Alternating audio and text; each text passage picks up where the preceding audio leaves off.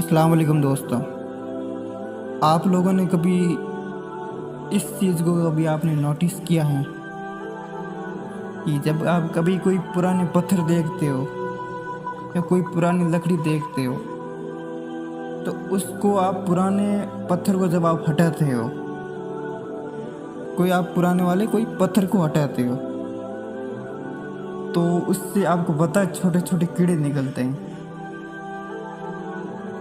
ना। तो आप ये बात एक सोचो कि वो ज़मीन के अंदर कहाँ से लाई, वो कहाँ से अपना खाना। इसका बात का एक ही सबब है, देने वाला एक अल्लाह है।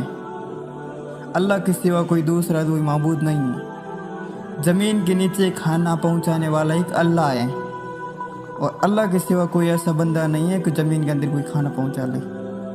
आप कभी अपने आप को कभी मायूस समझते हो कि अब मेरे पास कुछ भी नहीं रहा और मैं किसी चीज़ का नहीं रहा, और मैं किसी बात के लोगों के सामने कभी आ नहीं सकता। तो ये है कि जब अल्लाह से आप दोस्ती कर लो, जब अल्लाह से आप दोस्ती कर लोगे ना, तो अल्लाह आपका हाथ कभी नहीं छोड़ेगा। आप कभी सोचते हो कि अब मैं किधर का ही नहीं रहा, नहीं तो लोगों के सामने जा सकता हूँ, ना लोगों से बात कर सकता हूँ, मेरी इज्जत चली गई है।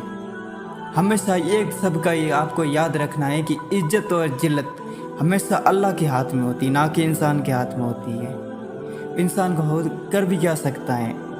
इज्जत और जिल्लत हमेशा अल्लाह के ही हाथ में होती है। और ना मायूस हुआ करो, आप अल्लाह की राह में चलो और नेक काम करो और अल्लाह की राह पर चलो, और किसी ज़रूरतमंद की मदद किया करो आप।